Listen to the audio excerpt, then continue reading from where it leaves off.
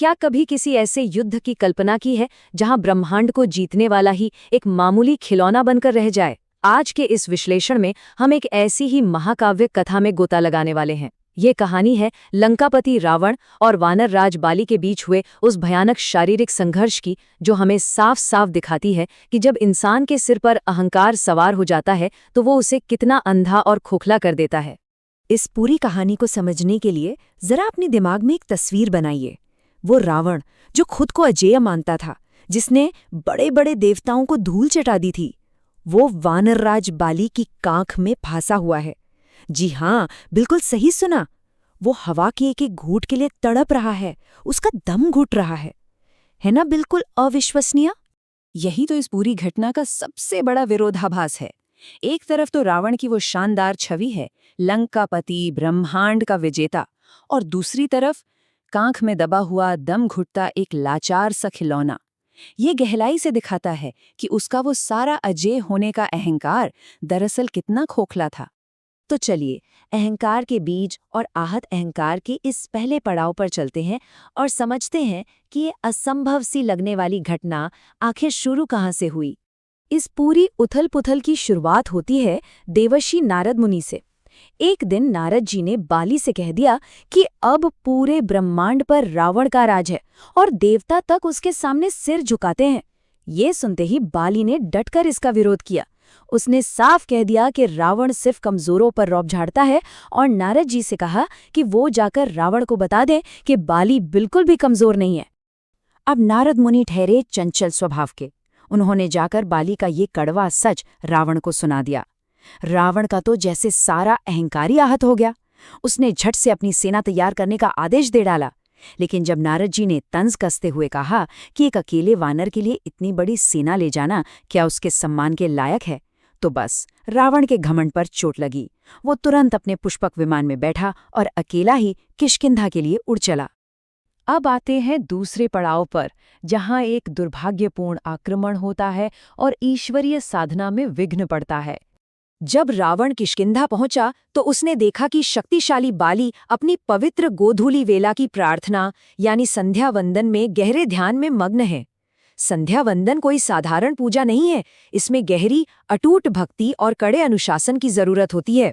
रावण ने पहरेदारों की कोई परवाह नहीं की और सीधे पवित्र पूजा कक्ष में घुस गया। पर वहां बाली के शरीर से जो दिव्य सुनहरा तेज निकल रहा था ना, उसे देखकर रावण अंदर तक कांप गया। उसी डर के मारे इस राक्षस राज ने सामने से लड़ने की बजाय पीछे से कायरों की तरह वार करने की कोशिश की। लेकिन ये शारीरिक संघर्ष जितना हमने सोचा था उससे भी कहीं ज्यादा जल्दी खत्म हो गया। बाली अपनी पूजा में डूबा था, पर जैसे ही रावण ने पीछे से हमला किया, बाली ने पलक झपकते ही उस ब्रह्मांड के स्वयंभू विजेता को अपनी पूंछ से एक छोटे से कीड़े की तरह जकड़ लिया और अगली ही सेकंड उसका सिर अपनी कांख में मजबूती से दबा लिया। इसके बाद शुरू होता है कहानी का सबसे दिलचस्प हिस्सा, 6 महीने का अपमान और बाली की अटूट दिनचर्या। ध्यान दीजिए, ये कोई 2-4 मिनट की हाथापाई नहीं थी। रावण पूरे 6 महीने तक हवा के लिए तड़पता रहा। अपनी कांख में रावण को मजबूती से फंसाए हुए बाली ने बड़े आराम से अपनी रोजमर्रा की दिनचर्या जारी रखी। वो सूर्य को अर्घ्य देने के लिए चारों महासागरों, पूरब, पश्चिम, उत्तर, दक्षिण की परिक्रमा करता, बड़ी बड़ी छलांगे लगाता, रास्ते में आने वाली पहाड़ों की चोटियों को गेंद की तरह उछालता, और इस सब के बीच उसके माथे पर पसीने की एक बूंद तक नहीं आई, और रावण वो बस वहां फंसा छटपटाता रहा। अब कहानी के चौथे हिस्से की तरफ बढ़ते हैं और देखते हैं कि कैसे एक राजा का अहंकार चकनाचूर हो जाता है। 6 महीने की उस भयानक कैद के बाद बाली ने रावण को अपने बेटे अंगद को खेलने के लिए खिलौने की तरह दे दिया। जरा सोचिए इस बात को।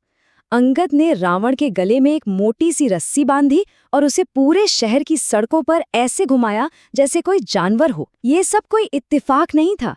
इन कृत्यों को जानबूझकर ऐसा रूप दिया गया था ताकि रावण के अहंकार की जड़ें कट जाएं और किष्किंधा के लोगों के मन से इस तानाशाह का सारा खौफ हमेशा के लिए खत्म हो जाए। किष्किंधा के नागरिक हैरान थे। वो कह रहे थे, जरा देखो तो, ये विश्व विजेता रावण आज राजकुमार अंगद द्वारा सड़कों पर घुमाया जा रहा है। सांस लेने के लिए तड़पता, आम लोगों द्वारा सरेआम मजाक बनता रावण अंदर से पूरी तरह टूट चुका था। उस भारी सार्वजनिक अपमान और शारीरिक कैद के बोझ ने उसके उस विशाल खोखले घमंड को सचमुच कुचल कर रख दिया। अजेय होने का रहस्य और दिव्य आशीर्वाद। आखिर बाली के पास ऐसा क्या था जिससे उसे इतना भारी फायदा मिला? इसका सबसे बड़ा कारण था वो जादुई स्वर्ण हार जो बाली को अपने पिता देवराज इंद्र से मिला था। और पता है, ब्रह्मा जी ने इस हार को क्या वरदान दिया था कि रणभूमि में जो भी दुश्मन बाली के सामने आएगा, उसकी आधी ताकत, जी हाँ, सीधे 50% ताकत खिंचकर बाली के अंदर चली जाएगी। इसी दिव्य आशीर्वाद ने बाली को लगभग अजेय बना दिया था। यहाँ एक बहुत ही दिलचस्प और गहरा विरोधाभास देखने को मिलता है। एक तरफ है रावण, जो अपनी विशाल सेनाओं और वरदानों के जोर शोर से शेखी बघाड़ता है, लेकिन उसका वो अहंकार बहुत ही नाजुक है। वहीं दूसरी तरफ है बाली, जिसकी ताकत उसकी शांत भक्ति, उसके रोज की अनुष्ठानों और ईश्वरीय अनुशासन से आती है। अब हम पहुंचते हैं अपने अंतिम पड़ाव पर, अहंकार का पतन, समर्पण और सत्य। इस पूरी परीक्षा का अंत तब हुआ जब रावण ने पूरी तरह से हताश होकर अपने नाना महर्षि पुलस्त्य को पुकारा। अपने नाती की इतनी दयनीय हालत देखकर महर्षि ने बीच बचाव किया, जिसके बाद रावण को अपनी हार माननी पड़ी और दोनों के बीच मित्रता की संधि हुई। इस पूरी घटना का सार इस एक गहरी बात में छिपा है। ईश्वर तभी तक वास करता है जब तक अहंकार दूर रहता है। जब अहंकार पास आता है तो ईश्वर दूर हो जाते हैं। ये एक बहुत ही शक्तिशाली नैतिक सत्य है कि अहंकार हमारी भक्ति को दूषित कर देता है। जो सिर्फ अपनी ही ताकत के नशे में चूर रहते हैं, उन्हें एक दिन ईश्वर भी छोड़ देते हैं। तो इस कहानी को आज के समय से जोड़कर देखते हैं। अगर बिना विनम्रता के इतनी अपार शक्ति भी इतने भयानक पतन का कारण बन सकती है, तो सोचिए आज मानव चरित्र को कौन सा झूठा अभिमान अंधा कर रहा है। हमें खुद से ये सवाल जरूर पूछना चाहिए कि ऐसे कौन से अजेयता के भ्रम हैं जिन्हें हमें आज ही छोड़ देना चाहिए, इससे पहले कि वो हमें भी किसी बड़े पतन की ओर ले जाएं। इस विश्लेषण में हमारे साथ जुड़ने के लिए बहुत बहुत धन्यवाद।